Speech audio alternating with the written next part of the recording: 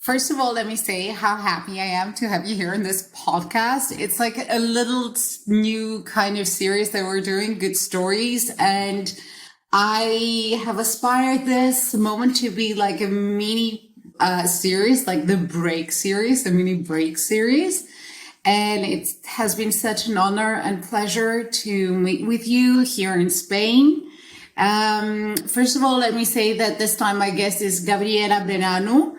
And I wanted to also share with the people who watch us and who listen to us that she has also been living in Greece for a little bit of time. But we managed to meet here in Spain in order to talk about her aspirations, her challenges, and her beautiful projects. Thank you, Elpida. I'm grateful to be here and to do this together, to share our stories and hopefully inspire other people to tell their stories as well. Amen. Yeah. I want you first to tell me, like, you come from Romania. Yeah.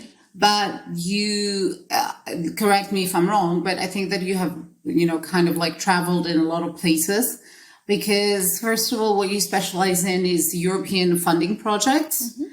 And I would also like to talk a little bit more about your work, because it's kind of like, shady out there when it comes to European funding. And I would also like to talk about your own project and how you actually ended up being on this route, on this pathway. Yes. So I was born in Romania, and I lived there most of my life. And I participated during my studies in a project, in a youth exchange with young people. And even though I liked formal education, this was the missing piece. It was so practical, so fun, so experiential that I learned a lot. So I decided to keep going as my hobby, but then it became my passion. I wanted to offer back everything that was given to me. So then I started volunteering to organizations that do this, working with young people, learning how the funds work, learning how I can get projects approved. So then I started doing this for other organizations, and now I'm building my own finally here in Spain. This is also the reason why I'm here in Cantabria, especially. This is where the base of the NGO will be. And it's going to be called Papaya. Oh, I'm so happy to hear that. Yes, so we're basically all kind of like giving birth to your project as well. Yes. So, that's so very nice. Yeah. I want you to share a little bit more about your project, your ideas, how you came up with this idea of creating Papaya, and why here in Cantabria. Yeah. Okay. Well, we are 3 co-founders. I will be opening the NGO with 2 other girls, Juliana and Isabel, and I met them in a training for trainers that I did in Hungary. So this is what brought us together, the passion for this world and for working with young people. And then we remained friends, we kept in touch, we had video calls, and we visited each other, and we realized that we are all walking the same path towards the same dream, which is to have a base, a platform, a way of offering back this experience that we benefited from. So we joined our forces, and we created Papaya. Girl power. Yeah, so we agreed on exactly.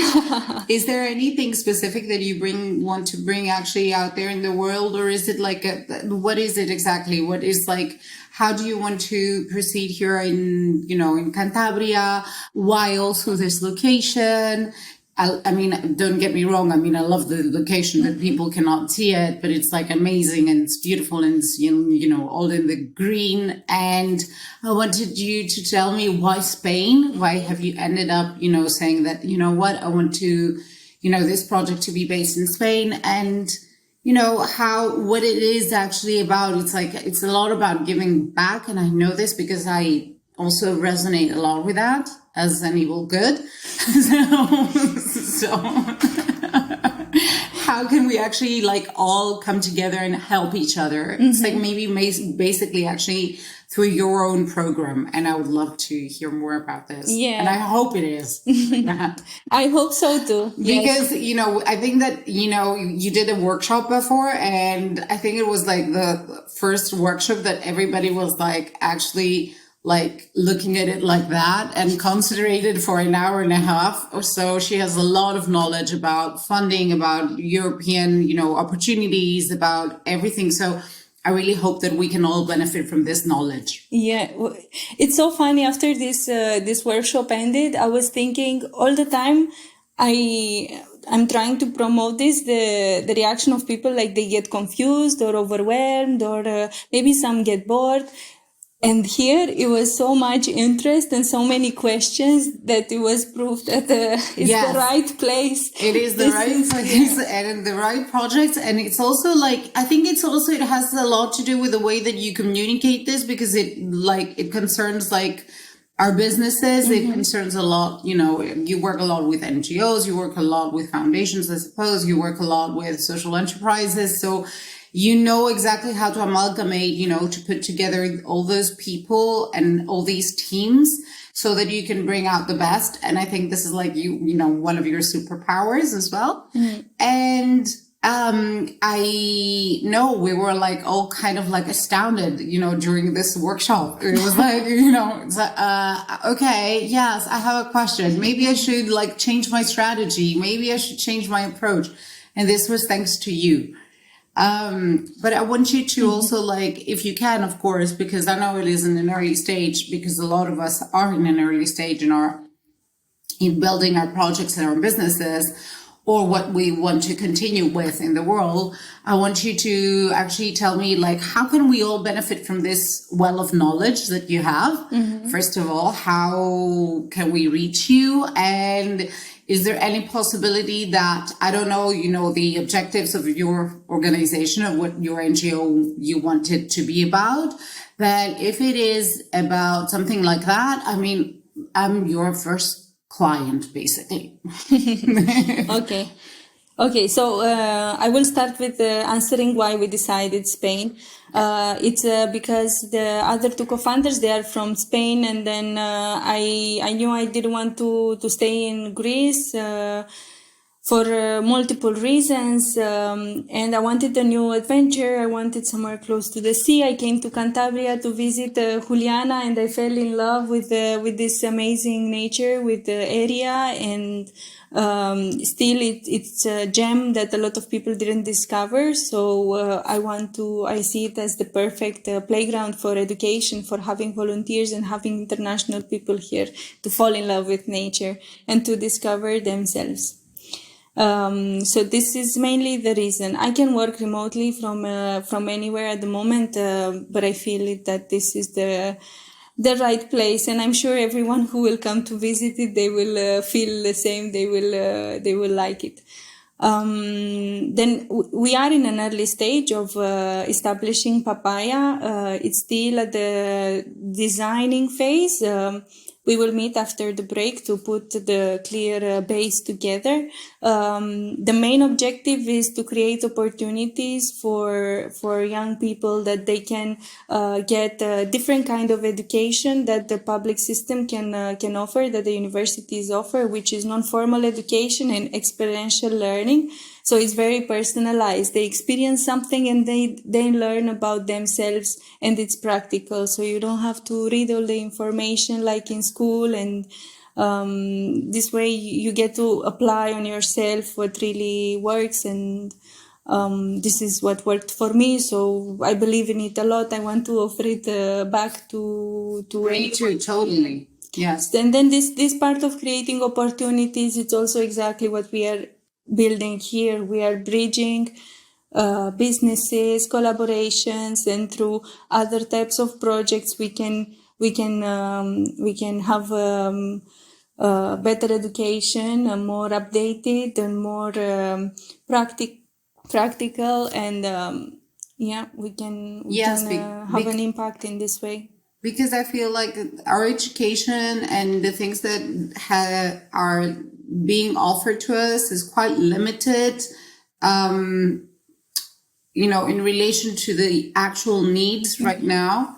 So I feel that this is, and I do believe a lot in experiential, education and in actually like learning through experience. And I think this is like one of the most important things. And I cannot even remember the third question, but I'm sure you can help me on that. I think I forgot it also. It's okay. I feel like there is a lot of space for like building collaborations and building bridges and applying education in order to actually build collaborations. So I think this is like a place where you come with like, so much knowledge and about, how to also support your business, which is very important. Well, your NGO actually. And, like also offer this to other people. And I love the fact that you say that you want to give back. Yeah. Can I say, how did you actually like, get on track of this, like, sort of, how did you get on this pathway? Yeah, sure. Yeah, actually it's to be honest, it feels like it's more faith than choice, because it was like it came to me more than I searched for it. But what I can say is that there are key persons that I had in my life that guided me in this direction and supported me and believed in me and giving me opportunities. And this is how I learn, and this is how I want to keep growing. I knew what I want, and I was just telling people that I was meeting in projects that I see the potential of this. I want to do more. I want to learn more. So then they invited me to volunteer or to support, and then to get paid, and like from taking photos in the projects to facilitating whole projects to then writing and fully managing. It was a journey. It was step by step. But it was beautiful, and now I have the full picture of it. I'm still learning a lot, but I know for sure that this is my playground. This is my life. This is me. God, if God could actually clone you into multiple little people, that would be so good, actually. I just need to say that I want to be able to provide, with everything, like all the information, like in this like little podcast that we're doing, so that people can reach out to you, can find you, can ask you like questions.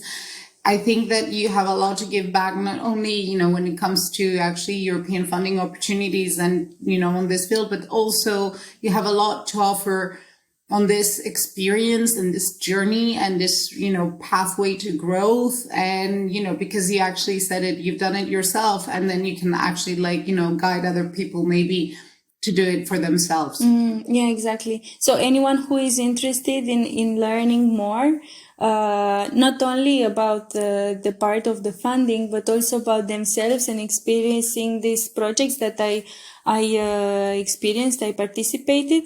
They are funded, so they are free for anyone to join. Everything is covered, and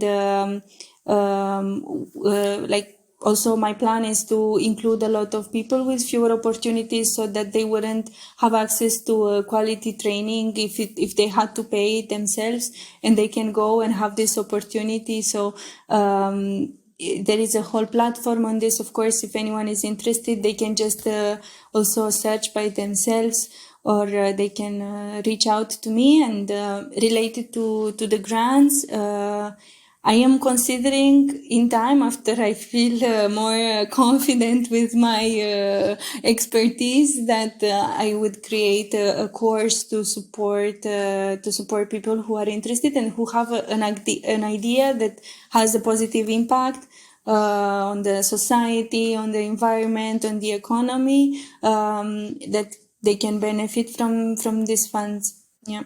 I'm wishing you like all the luck in the world. And I really want to say like, I want to like literally wish you all the luck in the world. And I hope that we can see like more examples, more people like you engaging into amazing projects like you do.